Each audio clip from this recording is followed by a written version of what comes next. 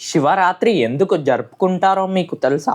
శివుడిని లింగ రూపంలోనే ఎందుకు దర్శించుకుంటారు? అసలు శివరాత్రి అంటే అందరికీ గుర్తుకు వచ్చే విషయాలు శివ పూజ, ఉపవాసాలు, జాగారం చాలా మంది ఎంతో నిష్టగా చేస్తూ ఉంటారు. కానీ శివరాత్రి అనే పండుగ అసలు ఎందుకు వచ్చింది అనే ప్రశ్నకు సమాధానం చెప్పలేరు. కొంతమంది శివుడి పుట్టినరోజు అని అంటారు. మరి శివుడిని పుట్టుక చావు లేనివాడు అని ఎందుకు అంటారు?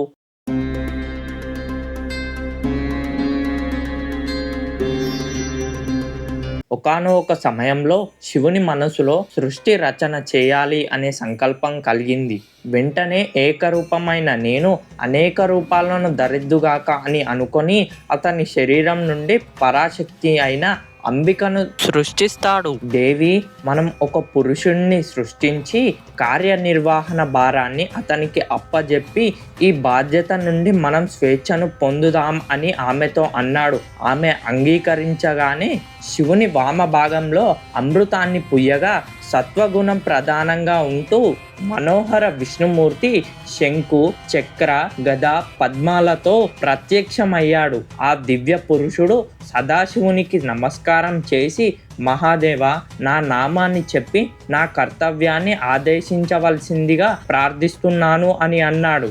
శంకరుడు చిరునవ్వు నవ్వి, వత్స, సర్వవ్యాపకుడవు గాక నీ పేరు విష్ణు అని ప్రసిద్ధి చెందుతుంది. నేను ఆదేశించిన సమయం ఆసన్నమైనప్పుడు సృష్టిని పాలించడం నీ కర్తవ్యం అవుతుంది. అప్పటి వరకు నీవు ఉత్తమమైన తపస్సు చెయ్యి అని అన్నాడు. శివుడు ఆదేశించినట్టే విష్ణు తపస్సు చేయసాగాడు. ఆ తపస్సు ఫలంగా అతని శరీర భాగాల నుండి జలధారలు కారి సర్వం నీటిమయమైంది. చివరికి అలసిపోయిన విష్ణువు ఆ జలధారలలోనే శయనించాడు. జలం అంటే నార.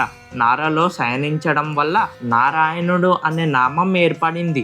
ఆ తర్వాత కొంత సమయానికి వర్ణించలేనన్ని రూపాలు కలిగి సృష్టి సూత్రాలు ఆవిర్భవించాయి. ఆ తర్వాత విష్ణువుని సత్వ, రజో, తమో గుణాలు వచ్చాయి. ఆ తర్వాత గాలి, నీరు, నిప్పు, భూమి, ఆకాశం అనే పంచభూతాలు జ్ఞానశక్తి కర్మలో వెలుగులోకి వచ్చాయి. మొత్తం అన్ని వివరంగా చూస్తే 24 సూత్రాలు విష్ణువు ఎదలో ఏకమయ్యాయి.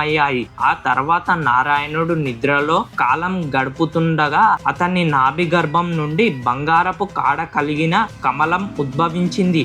ఆ కమలం నుండి సృష్టికి పితామహుడు అయిన బ్రహ్మ 5 శిరస్సులతో 4 చేతులతో పుట్టాడు. అతను 100 సంవత్సరాలు ఆ కమలం లోపలనే తిరుగుతూ ఉంటాడు. కానీ ఎంత ప్రయత్నించినా అతను పుట్టిన ప్రదేశం నుండి బయటకు రాలేకపోయాడు. అప్పుడు విష్ణువు చేత సృష్టింపబడ్డ సముద్ర అలల శబ్దం తప తప అని బ్రహ్మకు వినిపించింది. దానితో తపస్సే తాను ఎంచుకోవాల్సిన మార్గం అని అర్థం చేసుకొని ఇక అప్పటి నుండి 12 సంవత్సరాలు నిరాటంకంగా తపస్సు చేశాడు. ఒకరోజు కళ్ళు తెరిచి చూసేసరికి ఆదిశేషువుపై శయన ముద్రలో నీలమేఘ శ్యాముడు కనిపించాడు. బ్రహ్మ విష్ణువుని తట్టి లేపి, ఎవరు నీవు? నన్ను చూసి కూడా ఇంకా నిద్రపోతున్నావేంటి? నేను ఎవరో నీకు తెలియదా అని ప్రశ్నించాడు. ఇది విన్న నారాయణుడు తన కోపాన్ని నియంత్రించుకొని, రా కుమారా, నీవు ఎవరు? ఎక్కడ నుండి వచ్చావు?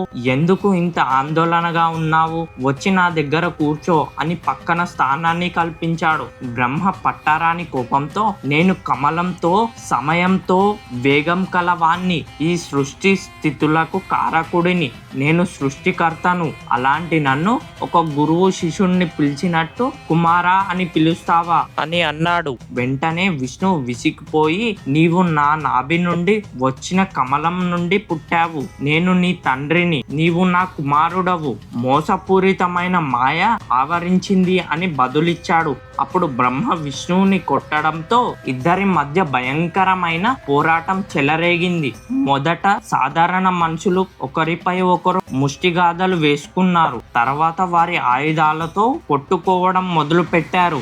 విష్ణు మహేశ్వరాస్త్రాన్ని బ్రహ్మపై ప్రయోగించగా ఆకాశం అంతా వేల కొద్ది సూర్యులు ఒకేసారి ఉద్భవించినట్టు ప్రకాశించింది. అలా వారి యుద్ధం వెర్రి మితిమీరిపోతున్న సమయంలో వారి ఇద్దరి మధ్యలో ఆ ఆది అంతం లేని ఒక లింగం కాంతి విదజల్లుతూ ఉద్భవించింది. లింగ రూపాన్ని చూడగానే ఇప్పటి వరకు బద్ధ శత్రువుల్లా కొట్టుకున్న బ్రహ్మ విష్ణువులు కాసేపు అలా నిలిచిపోయారు. బ్రహ్మ అలా చూస్తూ ఏమిటిది అని అడగగా అప్పుడు విష్ణుమూర్తి, ఇది ఏమిటో నాకు తెలియదు, మన ఇద్దరం ఒక పని చేద్దాం.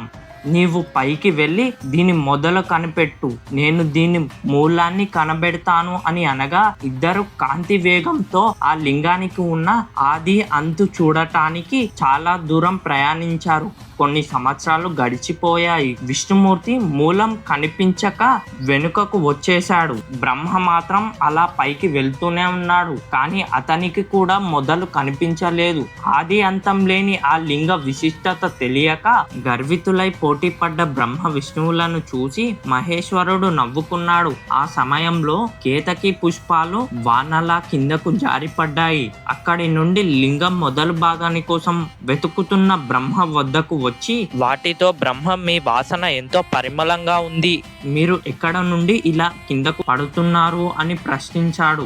అప్పుడు ఆ పుష్పాలు, మిత్రమా, మేము ఎక్కడ నుండి వచ్చామో అనేది మాకు కూడా తెలియదు, నీవైనా మొదలు అంటూ ఎక్కడ మొదలైందో ఎలా చెప్పగలవు అని చెప్పాయి. అప్పుడు బ్రహ్మకు మనసులో ఒక ఆలోచన మొదలయ్యింది. ఎలాగో లింగం మొదటి భాగాన్ని చూడలేను అని నిశ్చయించుకున్నాడు. కానీ ఆ విషయం విష్ణువుకి తెలిస్తే చులకనగా చూస్తాడు అని అనుకొని ఇలా జరగడం సహించలేక బ్రహ్మ కటిక పుష్పాలతో, మిత్రమా, నేను మహావిష్ణువుతో లింగం మొదటి భాగాన్ని చూశాను అని చెప్తాను, అందుకు సాక్ష్యం కటిక పుష్పాలు అని చెప్తాను, నాకు మీరు సహాయం చేయండి అని వారిని అడుగుతాడు. దానితో పుష్పాలు అంగీకరించడంతో బ్రహ్మ పోటీ మొదలు పెట్టిన స్థానానికి వచ్చాడు. కొన్ని వర్ణనలో బ్రహ్మకు దారిలో కేతకి పుష్పాలతో పాటు కామధేనువు కూడా వచ్చి సాక్ష్యం చెప్పింది అని అంటారు. అప్పటికే అక్కడికి చేరుకున్న విష్ణువు అతని లింగ చివరి భాగాన్ని చూడలేకపోయాను అని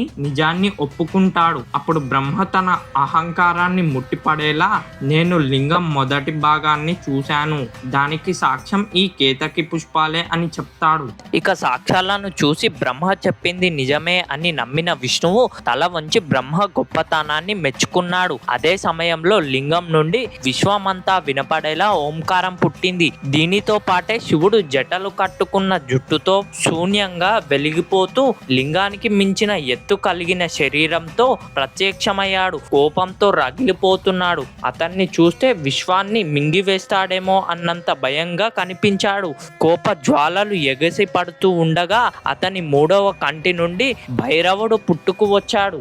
భైరవుడు బయటకు వచ్చి శివుడికి నమస్కరించి, పురుషోత్తమ, నా పుట్టుకకు కారణం ఏంటో చెప్పి నా కర్తవ్యాన్ని వివరించండి అని వినయంగా అడిగాడు. శివుడు బ్రహ్మను చూపిస్తూ, ఇతను సృష్టికర్త బ్రహ్మ, ఇతనిని నీ కత్తితో తగిన విధంగా పూజించు అని చెప్పాడు. శివుడి ఆజ్ఞను భైరవుడు సింహ గర్జన చేస్తూ విష్ణుమూర్తికి అబద్ధం చెప్పిన 5వ ముఖాన్ని కత్తితో నరికివేశాడు. మిగతా 4 ముఖాలను కూడా నరికివేయడానికి భైరవుడు సిద్ధపడతాడు. బ్రహ్మకు చెమటలు ముంచుకు వచ్చి వణికిపోతూ భైరవుడి కాళ్ళపై పడ్డాడు. మహావిష్ణుమూర్తి పరమశివుడి కాళ్ళపై పడ్డాడు. మూల పురుషుడు అయిన నీ అగ్నిలింగాన్ని పరీక్షించలేకున్నాను, బ్రహ్మ తప్పు చేశాను, ఇది నా మొదటి తప్పు, కనుక నీ దయా హృదయాలతో నన్ను క్షమించు అని శివుడి ముందు మోకరిల్లాడు. శివుడు శాంతించి, నారాయణ, నీవు సత్యాన్ని పలికావు గనక నీకు నాతో సమానంగా భూమిపై దేవాలయాలు నిర్మించబడతాయి, పూజలు అందుకుంటావు.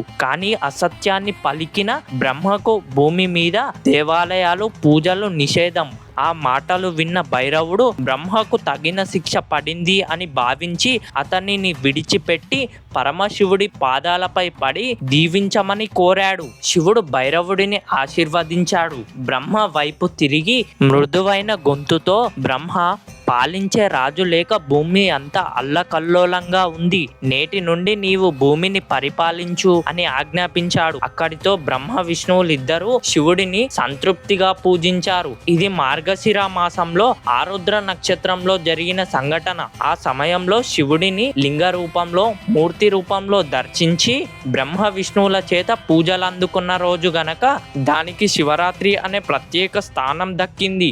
ఎవరైతే ఈ రోజు ఎవరిని మోసం చేయకుండా పగలు రాత్రి ఉపవాసాలు ఉండి శివారాధన చేస్తారో వారికి సంవత్సరం అంతా ఆ మహాశివుడి ఆశీస్సులు ఉంటాయి అని వ్యాసుడు శివపురాణంలో రాశాడు. ఇక అబద్ధం చెప్పిన కేతకి పుష్పాలు శివుడు ఎప్పుడు తన శిరస్సుపై ధరించలేదు. అదే కారణంతో వాటిని పూజకు ఉపయోగించరు అని చెప్తూ ఉంటారు. ఇక కామధేనువు తలను నిలువుగా ఆడించి అబద్ధం చెప్పి తోకతో నిజాన్ని వ్యక్తపరిచింది కాబట్టి గోమాతలకు ముందు కంటే వెనుక భాగానికి పవిత్రమైంది అని చెప్తారు. అందుకు పెద్దలు పూజ చేసేటప్పుడు గోమాత చుట్టూరా ఒకసారి తిరిగి దాని వెనుక భాగానికి నమస్కరించమని చెప్తారు. అందరికీ మహాశివరాత్రి శుభాకాంక్షలు. సబ్స్క్రైబ్ చేసుకొని ఒక లైక్ చేయండి. అలాగే మీ అభిప్రాయాన్ని కామెంట్ రూపంలో తెలియజేయండి.